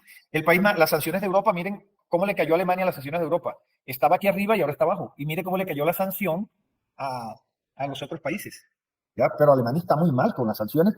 No se dan la jerarquía o se da la superioridad moral de sancionar. Pero por Dios, si no puedes sancionar, si las sanciones son contra ti mismo. Miren dónde está Alemania, abajo. En los países más sancionados, para que que no es un invento de Rusia, Irán, Siria. Y miren, bueno, sigue, por favor. Esto no tengo tiempo de explicarlo. Sigue, por favor. Tampoco tengo tiempo. No, ya. Esto sí es importante. La mayoría de los países antes guardaban su dinero con Estados Unidos. Los Estados Unidos era un país con un poder blando extraordinario. ¿Ya? ¿Ya? El poder de establecer el cine, el sueño americano, la historia, la tierra de la libertad, tenía un poder blando. Entonces, la mayoría de los países guardaban su dinero allá y guardaban su oro en Estados Unidos. La primera decepción que hubo ahí es cuando los franceses, después de la Segunda Guerra Mundial, pidieron su oro. Y le devolvieron billetes, pero oro no. A Venezuela le robaron el oro, a Irán también. A muchos países le han robado el oro. ¿Ya? Entonces ya los bancos tienen ya desconfianza y están repatriando, los bancos centrales están repatriando su oro. Pero también hay desconfianza porque ahorita con la guerra de Rusia le confiscaron los activos que Rusia tenía en bancos. Y los Estados Unidos quieren utilizar esa plata, robársela a Rusia para utilizarla en la guerra de Ucrania. Y muchos bancos y muchos países se han opuesto a eso porque dicen, bueno, entonces no nos van a tener confianza. ¿Quién nos va a depositar dinero después de esto? Si con un desacuerdo, entonces ellos van a perder la plata y se la vamos a robar. Entonces, eso creo que han llegado de acuerdo con los intereses del dinero, pero no con el dinero. No se han atrevido a confiscarlo como si se lo hicieron a Venezuela, como le hicieron a Irán. A Venezuela le quitaron las 12.000 estaciones de servicio que tenía entre Londres y Estados Unidos. Le quitaron el oro, le confiscaron los bienes. Eso lo hicieron así. Y entonces, el tema de las sanciones se vuelve en contra de los Estados Unidos porque ya vamos a ver. Todo el tema de los BRICS no es otra cosa que se me olvidó decirlo, porque los BRICS no solamente es que están bien, no solamente es que, bueno, que aquí hay unos países emergentes que están ya... No solamente es eso. Es que ellos tienen una finalidad que es desdolarizar, que es quitarle la preponderancia al dólar. Van por las instituciones del Bretton Woods, por el Banco Mundial, por el Fondo Monetario Internacional, ¿ya? Van con otra mentalidad para cambiar eso. Muchos de esos países se están comerciando en sus propias monedas. Cuando yo pienso que eso puede estar lejos, pero tampoco tan lejos. Cuando Estados Unidos se desdolarice, será como Venezuela. Si se imprime, ya no será divisa y entonces sí le tocará, no tendrá ese poder porque el poder de Estados Unidos es que su moneda es divisa. Y cuando imprimen, estafan al mundo. Y tienen un gran poder porque sencillamente imprimen y tienen servicios, tienen bienes gratis, tienen todo gratis. Entonces eso es importante. Y seguimos, Sebas, por favor. Yo quiero antes tocar un tema de ACML. No quiero llegar a Huawei tan pronto. Quiero tocar ACML. Yo quiero que tú expliques eso de ACML, Sebas. ¿Qué es ASML? ¿Por qué es tan importante? Claro, sí. ASML es una empresa que lleva la tecnología de la litografía a nivel completamente nuevo. Bueno, voy a explicar un poquito qué es la litografía. Es como el arte de imprimir circuitos, digamos, increíblemente pequeños en los chips de nuestros dispositivos electrónicos, ¿sí? El ASML es la maestra de esta técnica, liderando el cambio hacia chips más avanzados y poderosos. Una de las cosas más emocionantes sobre ASML es que su tecnología ultravioleta extrema, o EUV por sus siglas en inglés, está en las últimas generaciones de litografía. Esto les permite crear circuitos mucho más avanzados, temas de redes 5G, computación cuántica, inteligencia artificial, que requieren chips extremadamente sofisticados. Pero igual tiene la litografía DV, que es, digamos, la tradicional, que es de litografía de rayos ultravioleta profundos. También son expertas en ello. La litografía DV ha sido, digamos, la herramienta clave en la fabricación de chips durante años, y ASML estaba a la vanguardia de esta tecnología, ayudando a crear, pues, chips más potentes que usamos todos los días. Entonces, ¿cómo es como tal el proceso de la litografía de ASML? Ellos siguen ciertos pasos, que es primero el diseño del chip. Comienza con el diseño digital de chip que se desea producir. Esto implica la disposición precisa de transistores, conductores y otras estructuras en las obleas de silicio. Después, la generación de las máscaras. Se crean máscaras o patrones que representan las capas del chip, y cada máscara representa una capa específica del diseño del chip, como transistores, conexiones, etcétera. Después de eso viene la preparación de las obleas. La oblea de silicio se limpia y se recubre con una capa fotosensible llamada fotoresiste. Esta capa es sensible a la luz y se utiliza para transferir los patrones de las máscaras a la oblea. Después de eso viene la exposición, que la oblea, pues, se coloca en el sistema de litografía SML, que utiliza luz ultravioleta para exponerla en fotoresiste. Según el patrón de la máscara correspondiente, este es el paso crucial para, pues, la precisión y la resolución del chip. Aunque se generen, digamos, el mismo chip muchas veces en la misma máquina, no todos van a tener la misma calidad, podría decirse. Es una suerte de, digamos, de materia, de qué tan potente va a ser ese chip. Después de eso viene el tema del revelado, que se utiliza después de la exposición y se aplica un proceso químico para eliminar la parte del fotoresiste que no sigue expuesta a la luz. Esto revela ya como tal la oblea de silicio. Después es el grabado. Se utiliza como proceso para transferir el patrón de la oblea del sustrato de silicio real, creando estructuras en relieve que forman los componentes del chip, ya transistores, cables, ya mejor dicho, formar todo. Y ya en el procesamiento posterior, después de la litografía, se realizan pasos adicionales de procesamientos, como la disposición de capas, el grabado químico, implantación de iones y entopado para completar la fabricación del chip. Es una cosa que dicen que es más fácil fabricar una bomba atómica que hacer una cosa de esta. Es impresionante esto. Y SML también es un monopolio, ¿no, Sebas? Sí, claro. Sí, sí, sí. No, es una fábrica prácticamente única en el mundo, ¿no? ¿Cierto? Sí. Y además, uno de los principales clientes de ASML es China. Entonces, mírense, bueno, el gobierno holandés, porque esto está en Holanda, esta fabricante se llamaba Philips. No tengo tiempo para explicarlo, pero ellos tenían un competidor que se llamaba Kodak y otra empresa también de litografía japonesa, pero Japón, y eso lo vamos a ver, Estados Unidos cuando alguien se lo pone, inclusive si es socio, ustedes no se acuerdan cuando decían que el yen era moneda dura y que Japón estaba en auge y Estados Unidos le pegó un frenón con Ronald Reagan a Japón horrible. Tanto es que lo deprimió en esto, porque quienes deberían estar en la competición de esto sería Japón, pero los Estados Unidos los deprimió, los frenó. Con el señor Ronald Reagan, eso sería materia pues de otra charla. La reunión en el Hotel del Parque y todo lo que pasó con Japón. Aquí que también estamos en las sanciones, tendría que mencionar, se me fue el internet. Menos mal, No, que, se te escucha bien, sí. menos mal que tengo dos computadores. Sí. Bueno, entonces ahí también tenemos que mirar las sanciones que han llegado a Nvidia, que le han prohibido vender las tarjetas gráficas R, eso lo va a explicar Sebas. ¿Cómo pasamos de CPU a GPU? ¿Ya? ¿Cómo entra de manera generalista el tema de las tarjetas gráficas? ¿Ya? Entonces eso lo va a explicar Sebas. Entonces, ¿qué pasa con los H800 que valen $20,000? Con los H100, perdón, que valen $20,000 y que sirven para la inteligencia artificial. Entonces Nvidia le llegó a ASML, le dijeron, usted no puede venderle máquinas a China. Y a Huawei no le puede vender las máquinas. Y si le vende las máquinas, se lo vende de la tecnología anterior, que es tecnología DUP, Sebas. ¿Ya? Y no la tecnología que acaba de explicar Sebas, que es la EUV. Y le vendió, China no ha tenido máquinas, estas que explicó Sebas y que las mostró ahí, esas no las tiene China. ¿Ya? Tiene la de tecnología anterior, porque ASML está en Holanda y ellos le copian, están dentro de la órbita americana y ellos sencillamente. Nvidia, por favor, también lo mismo. ¿Ya? Entonces aquí tengo que explicar que los intereses de las empresas a veces no son los intereses de los estados. Y los intereses de las empresas se ven perjudicados con estas sanciones, porque su mercado es China. Es que China es la fábrica del mundo. Y el destino de la mayoría de los chips es China, porque allá es donde se le ponen los chips a los productos. Entonces, las empresas salen muy perjudicadas. Entre esas, Nvidia, Intel, ¿ya? Aquí tengo varias otras empresas también. Tengo también el tema de los aplausos, eso lo podemos buscar. Búscalo en internet, Sebas, ponlo ahí nada más por ponerlo. Recibimiento de Xi Jinping, mientras que yo hablo, recibimiento de Xi Jinping a su visita por empresarios de Estados Unidos, para que vean que no los estoy inventando. Bueno, entonces les están poniendo aranceles, les están poniendo proteccionismo. Los Estados Unidos van con todo, ¿ya? Con las prohibiciones, poniendo el arancel a los productos chinos, las hostilidades, entre otras cosas, pegarse un tiro en el pie. Porque los Estados Unidos dependen de los productos chinos. Pero no solamente los productos chinos, yo creo que lo vamos a ver, sino de las materias primas rusas y de las materias primas chinas. Pero bueno, ellos son los que siempre han mandado y se dan el lujo de prohibir, inclusive cuando eso los perjudica. Lo que le hizo a Japón, los Estados Unidos en el año 80, también se lo hizo a la India en el 90. Cuando la India estaba también en un auge, también los deprimió. Ya, y ahora sí entramos a Huawei. ¿Dónde estamos, Sebas? Yo había puesto lo de los chips. Chip. ¿El de los empresarios? Recibimiento, pon ahí nada más por mirarlo. Recibimiento de... Búscalo en internet. Recibimiento a Xi Jinping por parte de los empresarios americanos. Voy a ponerlo aquí. Me aparecen varios, pero no sé cuál será él. Dale, muéstrame, yo te los digo. Ponlo ahí. ¿Te queda difícil ponerlo ahí en pantalla? Déjame, cambio la pantalla. Le hacen unas ovaciones porque es que no hay imágenes, ponlo en todo. Presidente Xi Jinping se reunió con empresarios.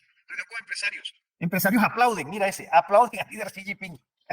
El Estado americano tiene problemas con China, pero los empresarios hacen negocios divinos con China, por Dios. Sí. ¿Ya? Entonces, ahí lo que yo quiero significar, vuelve a la presentación, lo que yo quiero significar es que hay una contradicción entre los intereses de los empresarios con los intereses del Estado americano. Y de ahí viene lo que vamos a ver, que es la burla de las prohibiciones chinas, de las prohibiciones de Estados Unidos a los productos chinos. Vamos a ver lo que pasa ahí. Bueno, entonces volvemos al tema de los chips. Volvemos a Huawei, Sebas, hablemos de Huawei. Mire, Huawei, Trump le hizo de todo. Le puso presa a la hija al dueño en Canadá, que duró más de un año presa, detenida allí.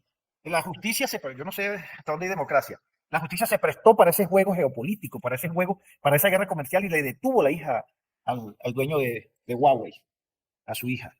Y la sanción seguramente fue por motivos de seguridad nacional y le prohibió los chips lógicos, porque Seba lo va a explicar que hay chips lógicos, hay chips de memoria, y entonces le prohibió los chips más importantes, ¿ya? Que le vendieran a Huawei esos chips. No solamente eso, sino que le prohibió a Google el tema de la tienda, ¿no, Sebas? Y le prohibió también el sistema operativo. ¿Ya? Entonces Huawei prácticamente de la noche a la mañana quedó listo, así como ahora quieren hacer con TikTok. Huawei le dijeron, no, las aplicaciones no pueden manejarlas, los de la tienda. Y tampoco puede utilizar el sistema operativo que es el sistema operativo de Huawei, ¿era qué? El Android. Así de sencillo. Nos vetaron de Android. Los vetaron de Android. Pero además, ahora le llaman los banianos, los pelados, dicen así. Pero sí. además le prohibieron a ASML que le vendiera las máquinas litográficas de última generación. ¿Ya? Ahora, en el 2024, acaban de prohibirle porque sacaron un chip de inteligencia artificial y enseguida le prohibieron a Intel y a Qualcomm y a Nvidia que les vendieran chip. Ahora, en el 2024. ¿Qué hizo Huawei? Se unió con SMI, que es una fundidora, utilizaron tecnología antigua, es decir, las máquinas viejas, es decir, con DUC. ¿Y con qué salieron? Con el Kirin 9000. Háblanos un poquito de ese chip. Gracias a un fondo de inversión, ¿no? Porque no voy a decir que ya no le invierten dinero. Sí le invierten dinero. Sí le invierten dinero. Ya le invierten mucho dinero, el Estado le invierte mucho dinero. Y cuando estaban cantando victoria, es decir, es que con lo que hicieron con Huawei no era para que Huawei se parara. Sí, lo que pasa con el procesador del Kirin 9000 es que pues no debería tener ni tecnología 5G, pero pues Huawei logró implementar su propio chip para tecnología 5G y además destaca en rendimiento, capacidades y está normalmente diseñados para dispositivos móviles, ¿no? Exactamente. Claro. Exactamente, y que los dejaron en 14 nanómetros y de pronto regresaron en 5 nanómetros. Sí. O sea, esa resurrección de Huawei, es que con lo que le hizo Trump a Huawei, todo el mundo pensaba que se iban a atrasar 5 generaciones. ¿Ya? Es decir, es que tengo una cantidad de documentos donde dice, no, con esto Huawei se atrasa. Huawei prácticamente fue la sentencia a muerte. Es que lo que le hicieron no fue pequeño. ¿Ya? Huawei dependía que ASML le vendiera las máquinas, que le vendiera los chips, dependía del sistema operativo, dependía de las aplicaciones. Lo que le hicieron y Huawei se quedó en su mercado, que no es cualquier cosa. Por eso yo digo que el mercado chino escampó en su mercado chino. de 1.400 millones de consumidores. Por eso digo que el mercado chino no es cualquier cosa y todo el mundo añora el mercado chino y quiere el mercado chino. Pero lo que no pensaba nadie, y hasta hace poco, y tengo las cifras, los documentos del 2023, y no, Huawei no se para, no se para, que no se para. Llegó con el Kirin 9000, no sé qué ve, ya en 5 nanómetros. ¿Cómo hizo China eso? No se sabe. Y miren la diferencia de 7 a 5 nanómetros que nos hablábamos, Sebas. La diferencia que hay entre tener un chip de 5 nanómetros de 7 a tener uno de 5. En temas de velocidad y de consumo de energía. Es una cosa impresionante. Pero aquí voy. En esa lógica, las empresas tienen una lógica y los estados tienen otra lógica. Las empresas tienen unos intereses y los estados tienen otros intereses. Los taiwaneses terminaron ayudando a China. En Taiwán ayudaron a China. Dice, y se lo voy a leer. Taiwán es aliada de Estados Unidos, pero teniendo en cuenta la altísima demanda por parte de China, está interesada en seguir vendiendo materiales, al menos hasta que Estados Unidos lo prohíba. Se informó que la industria que SMI realizó pedidos durante los próximos 2 años a la cadena de suministro y lo está entregando lo antes posible. ¿Qué quiere decir? Que Estados Unidos prohibió y dijo, bueno, la prohibición entra dentro de 4 meses. Y los taiwaneses le mandaron equipos prácticamente para 2 años, para que tuvieran 2 años de ayuda ahí. Pero además, los surcoreanos también ayudaron, es decir, la tierra de Samsung, el país donde es Samsung. En una empresa que se llama SK Inc. Parece que le vendieron, cuando analizaron el Kirin 9000, encontraron tecnología coreana. No solamente de esa, sino de 4 empresas locales. Es decir, que los empresarios se han pasado, no han estado de acuerdo con eso, por lo que les dije. Bueno, vamos a ver cuáles son los chips ahora de mayor vanguardia, Sebas, por favor. Déjame, ya muestro la imagen que tenías preparada. Es el Snapdragon, el de Apple, que entre otras cosas cambió la tecnología a AMR, ¿no? Yo quiero que expliques un poquito ese tema. Y el Snapdragon y el Kirin 9000. Miren dónde está Huawei, no estaba muerto. Y ahora dentro de los chips de vanguardia de última generación aparece Huawei. Mira, ahí está. Mira, esos chips están mandando la parada en este momento.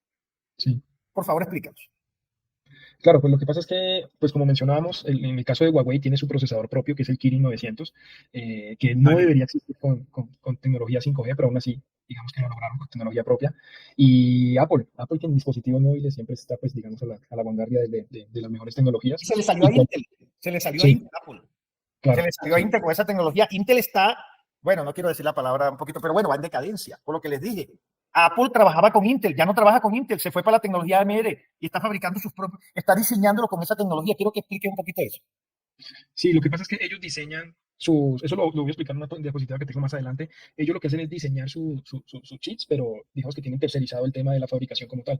Pero entonces, ¿eso en qué repercute? Que obviamente al ellos mismos diseñar sus procesadores, sus chips, van a estar mejor optimizados con todos sus ecosistemas, celulares, computadores, relojes, etcétera.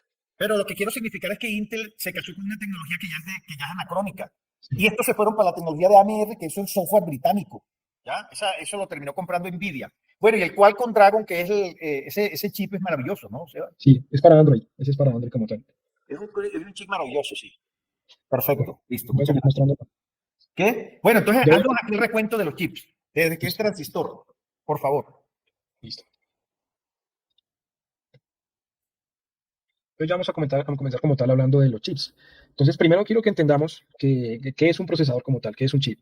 Entonces, es el cerebro literalmente de la computadora. Entonces, yo quiero que imaginen una gran fábrica llena de trabajadores que reciben instrucciones y las ejecutan de manera ordenada y eficiente. En el mundo de la tecnología, esos trabajadores son los circuitos integrados que componen el procesador. Este pequeño chip es verdaderamente prodigio y pues de la ingeniería moderna es muy, muy importante. Entonces, piensen como una especie de superhéroe que se encarga de manejar todas las tareas que tenemos que hacer en alguna computadora, como abrir un documento, correr aplicaciones complejas, jugar videojuegos, y pues todo esto pasa por el procesador. Entonces, ¿cómo lo hace? Bueno, el procesador está diseñado para procesar enormes cantidades de información en fracciones de segundos. Cada vez que damos clic en un icono o escribimos alguna palabra, el procesador recibe esa orden y la interpreta, realizando cálculos necesarios, pues, que luego se ejecutan correspondientemente dependiendo de la aplicación. Pero pues, no es solamente eso, el procesador también coordina el funcionamiento con otros componentes de la computadora o celular, cualquier dispositivo con memoria RAM, disco duro, tarjeta gráfica, pues para garantizar un rendimiento óptimo. Bueno, vamos a hablar un poco de los inicios, ¿no?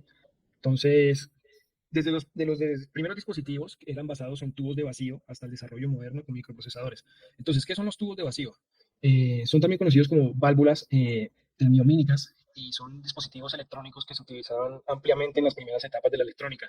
Consisten en un bulbo de vidrio que contiene un filamento caliente, que se llama cátodo, y un ánodo, separado por un vacío parcial. Y cuando el filamento se calienta, emite electrones que se mueven hacia el ánodo, creando un flujo de corriente controlado.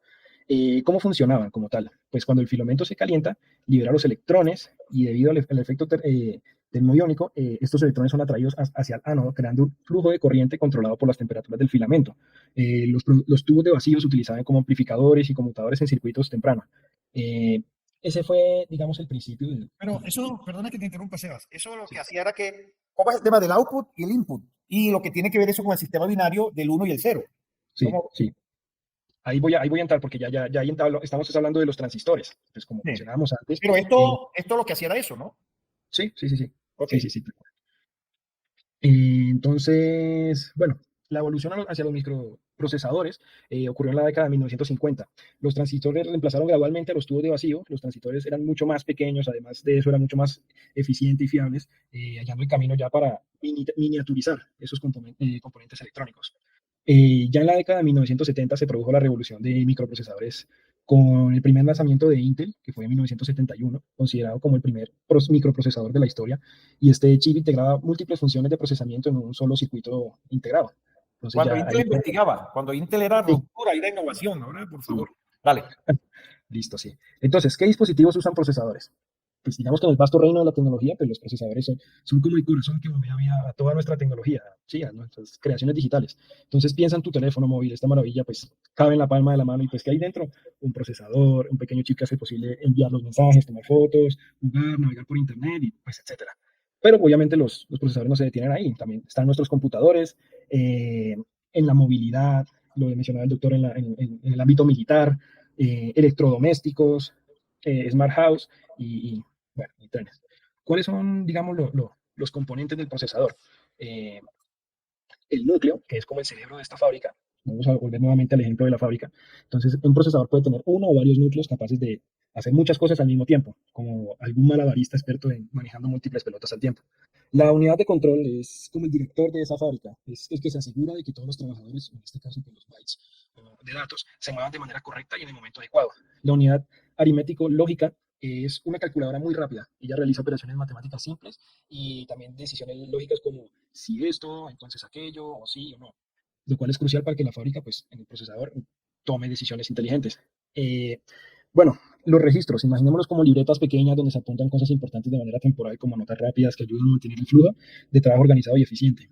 La memoria caché es como la mesa de trabajo al lado de la silla del director. Guarda las cosas más importantes y utilizadas con frecuencia para que el director, es decir, el procesador, no tenga que ir lejos a buscarla, lo que ahorra mucho tiempo y energía. Sí. Y finalmente, los buses de datos y direcciones son como las calles y carreteras que conectan la fábrica con otras partes de la ciudad. En un computador pueden ser que la memoria, la cámara, ¿sí? El disco duro y pues otros dispositivos que maneja el, el, el computador. Entonces, en tipos de procesadores, pues voy a aligerar un poco, pues allí para propósito general, que son los computadores, digamos, de casa, los portátiles, procesadores para servidores, los móviles, que eran los que mostrábamos ahorita, los procesadores integrados, que son, por ejemplo, los GPS y demás. Eh, los procesadores gráficos de GPU, que vamos a hacer un gran énfasis en ellos porque pues son ahorita, digamos, el parte crucial y importante para la inteligencia artificial, procesadores embebidos y procesadores especializados en inteligencia Los artificial. embebidos son los que tienen las lavadoras y las... Sí, dale. Correcto. Entonces, enfatizando la GPU, ¿por qué es tan importante? Porque estos son, digamos, motores de alta potencia para la inteligencia artificial actualmente. Eh, si la IA es, digamos, el cerebro, entonces la GPU son los músculos que permiten pensar, procesar y tomar decisiones rápidamente. Imagínate una red neuronal que esa compleja red de conexiones simulan el funcionamiento del cerebro humano en la inteligencia artificial. Entonces, digamos que la GPU, unidades de procesamiento gráfico, están diseñadas para manejar múltiples tareas, digamos, de manera simultánea y altamente eficiente. Eh, Voy a explicar también eh, por qué la GPU vino a destronar. ¿Cómo es ese paso del CPU? Si la GPU era para jugar, era para los gamers. ¿Y cómo pasó cómo fue ese cambio? ¿Cómo se dieron cuenta que la GPU servía para la inteligencia artificial? Sí, tal cual. Esto viene abarcado más que todo al paralelismo que tienen las tarjetas gráficas.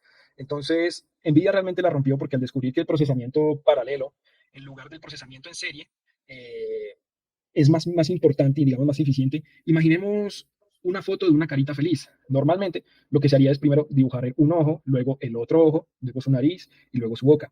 Entonces, lo que buscó NVIDIA con este paralelismo es que de un solo se mande toda la información y se imprima. Entonces, eso fue lo que nos permitió, digamos, avanzar en rapidez con la inteligencia artificial y las redes neuronales, ¿sí? Entonces la GPU terminó con un propósito general. Ya no solamente llegó más allá porque se estaban utilizando para gráficos, nada más. Entonces se descubrió que se podía utilizar para propósitos generales. Claro. Y ya pues abarcando un poquito el tema del Internet de las cosas, pues es la revolución que ahorita está emergente, de que todo está conectado entre sí, o sea, tareas básicas como tal vez, no sé si han visto las neveras inteligentes que saben cuándo hay que comprar tal cosa, tal producto que te falta, eso te lo hacen de manera automática y eficiente. Entonces, digamos que pues, es muy importante y todo eso también depende del avance de las tecnologías de procesadores.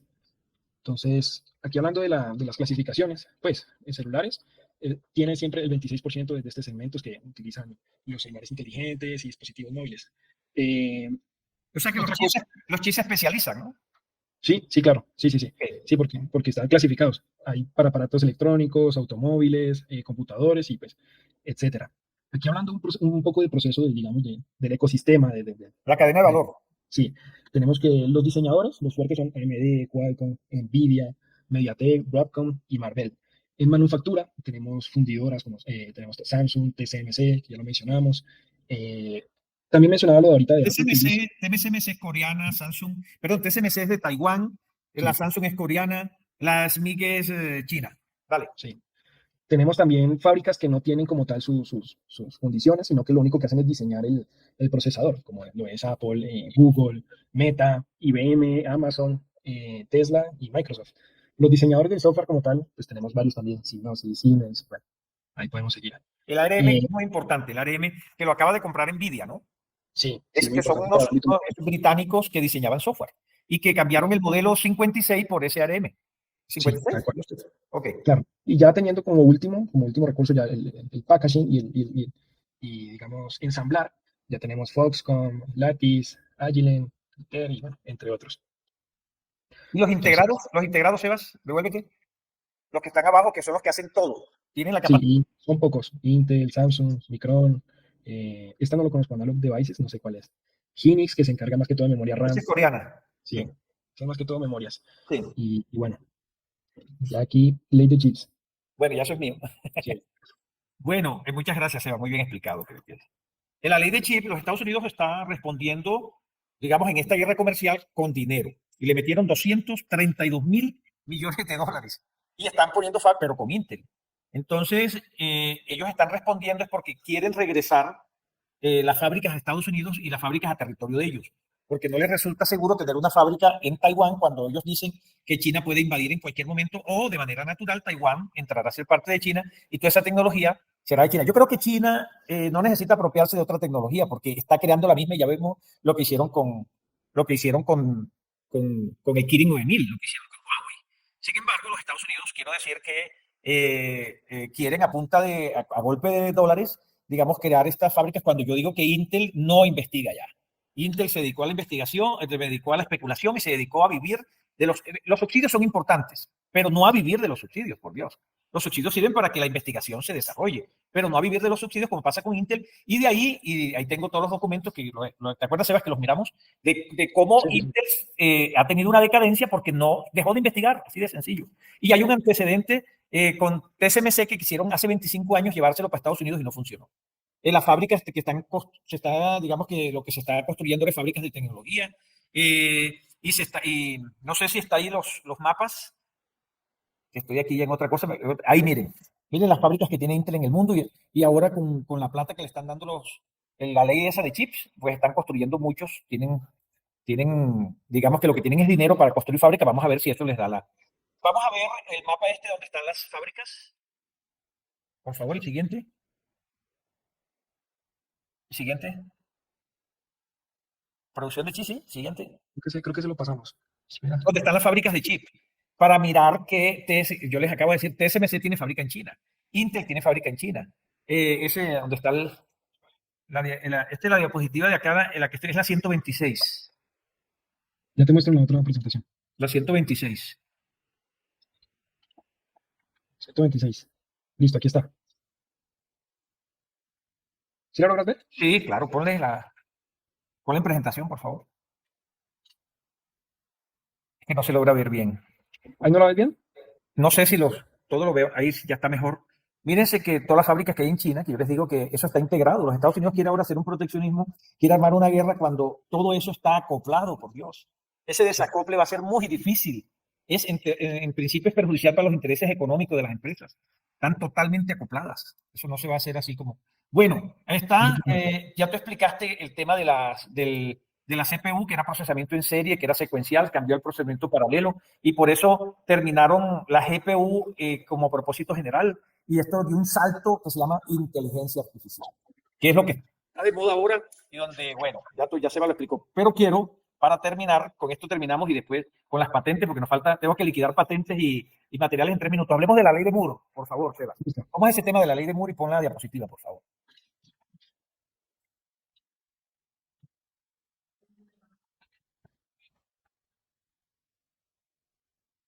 Pero nos volamos un poquito. Bueno, explicamos ya en términos generales NVIDIA. Ya está explicado, ya por eso me lo volé. Listo. Entonces, como tal, voy a hablar entonces de la ley de Moore. Sí. Sí. Creo que hay que hablar un poquito también de cómo NVIDIA ganó ya la batalla de la inteligencia artificial, ¿no? Por ahora.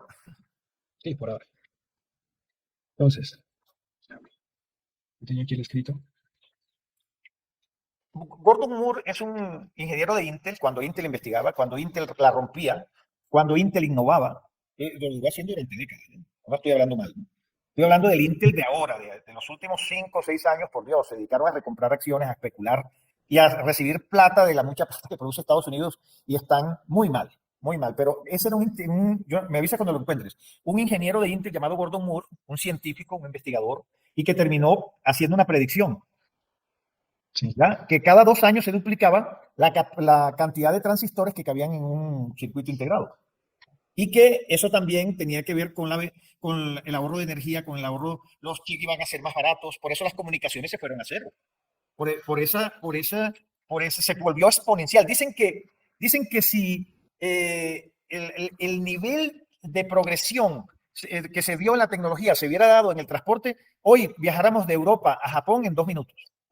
Sí, Una claro. cosa impresionante el tema de la tecnología, que cuando tú quieres ver que ya algo, te quieres aprender un nuevo invento, ya llegó el otro. Una cosa, y entonces esto tiene que ver con eso. Sí, Seba, ya lo encontraste. Sí, sí, entonces, pues digamos que la ley de Moore es una observación formulada por Gordon Moore, como tú decías, que es cofundador de Intel, ¿no? Y señala que la cantidad de transistores en un chip o un circuito integrado se duplica aproximadamente cada 2 años. En principio, pues esta observación ha sido rector en la industria de la tecnología durante décadas y ha sido fundamental para el avance rápido en la capacidad de procesamiento. Sin embargo, pues en los últimos tiempos, algunos expertos argumentan que la ley de Moore pues está alcanzando sus límites y no puede ser viable en el futuro por varias razones. El átomo. Primero, por limitaciones físicas, pues a medida que los transistores se hacen más pequeños, pues se enfrentan a límites físicos relacionados con la física cuántica. El tamaño del átomo, usted decía, pues es un impedimento real cuando se trabaja con escalas tan diminutas como lo es un nanómetro. Esto dificulta la reducción continua del tamaño de transistores. Los costos de producción también, porque la fabricación de chips pues, más pequeños y complejos se vuelven cada vez más costosas realmente. Los procesos de fabricación avanzados requieren investigaciones significativas, infraestructuras, tecnologías, pues todo eso hace que realmente mantener el ritmo de duplicación de transistores, pues según la ley principal, es muy difícil. Los efectos térmicos también son importantes porque, pues, a medida que aumenta la densidad de transistores en un chip, o también aumenta la generación de calor. Por eso es que hay veces tenemos nuestro teléfono, normalmente pasa con los gama altas que dice, uy, ese celular, ¿por qué está tan caliente? Pues, literalmente es porque hay millones y millones o sea, en su procesador hay muchos transistores y pues obviamente eso genera efecto térmico, ¿no? Y pues también la última variable sería que hay otras tecnologías emergentes, ¿no? Pues ya el doctor les hablará de la ley de NVIDIA. Bueno, porque es que se pensaba que inclusive decían que el silicio no iba a servir para los 7 nanómetros. Decían, eso lo dijo Intel, equivocadamente. Ya vamos para 3 nanómetros y creo que vamos a llegar a 1 nanómetro. Y resulta que ahora está la ley de NVIDIA, que es esta que está aquí. Por favor, esta que está aquí. Miren que la ley de Moore, cuando llega aquí, no, el cuadro de abajo, el cuadro de abajo. Sí, Esa es la ley de Wang, sí, la ley de Wang. Entonces, de la ley de Moore, mire cómo va aquí, y la ley de Moore prácticamente tiene límite con el átomo, que son límites físicos, ya que están acá, y se pensaba que, bueno, se estaba midiendo esto en términos de nanómetros, pero resulta que con la ley de Wang, hasta arriba, miren esto, que aquí dice 1000, mientras que aquí tiene 1, ¿ya? Esto se abrió otra ley, que es la ley de Wang, que no la sé explicar tan bien, pero lo que sí está claro es que la rompió. La rompió y se abrió otro horizonte de progreso tecnológico que superó la ley de Moore y que superó los límites físicos, que tiene que ver con la GPU, que tiene que ver con la NPU, que tiene que ver con la inteligencia artificial, porque aquí lo que se va a optimizar la arquitectura y se van a optimizar otra clase de variables que son distintas a los de los nanómetros. Entonces ya aquí Sí. ya no tiene sentido hablar de nanómetros. Ya no, como decir que la vanguardia se mide por la miniaturización. Entonces ya no solamente es la miniaturización, sino que hay otros componentes de optimización que entran a darle a más eficiencia a los equipos. Eso es lo que es. Bueno, como ya estamos terminando, falta un minuto, yo quisiera decir este tema de las patentes. Ya, ponlo, por favor, mire, ¿quién es, este es el número de patentes. ¿Quién es el país que más innova? Sigue, por favor. No sé si está ahí. Bueno, aquí lo vamos a mirar. El país que más innova se llama China. ¿Cómo hace uno para negar eso? En el año 2022, las empresas chinas presentaron más de la mitad de las patentes del mundo. China se ha convertido en pocos años en el principal proveedor de patentes tecnológicas relacionadas en los semiconductores. Un país que comenzó copiando, un país que lo querían para hacer el trabajo que no era calificado y ahora es el país que más patentes presenta, el país que más marcas presenta, el país que más diseños presenta. Hey, eso es lo que me hace a mí responder la pregunta que hicieron. ¿Quién va a ganar esta pelea? Pues China. China. Esa pelea no la van a ganar. Y el último tema es la materia prima. Es que esto está totalmente globalizado y no es que TSMC necesita de ciertos componentes que son las tierras raras, y esas tierras raras las tiene Rusia, las tiene China, no las tiene Estados Unidos, no las tiene Europa y no lo tienen los países del occidente, no las tienen en su mayor parte. Y yo creo que el mundo nos lleva a que nos ayudemos unos a otros, de que el mundo está globalizado, así como quiere hacer la Alianza del Pacífico. ¿Ya? Bueno, con eso termino, porque me gusta respetarle el tiempo. Entonces, con esto termino. Le doy las gracias a ustedes por escucharnos en este tema, por su tiempo. Le doy muchísimas gracias. Nuevamente le doy gracias a la doctora Keila por la invitación, a ustedes y a Sebastián por la compañía que me hizo en este tiempo. Gracias, profesor doctor José Federico Ávila Castilla, igualmente al ingeniero Sebastián Turizo Ricaute, por compartir con nosotros sus conocimientos. Y a ustedes por asistir a este espacio, y desde la Biblioteca del Congreso les deseamos a todos un feliz día. Gracias. Armando Martínez, presentador. Gracias.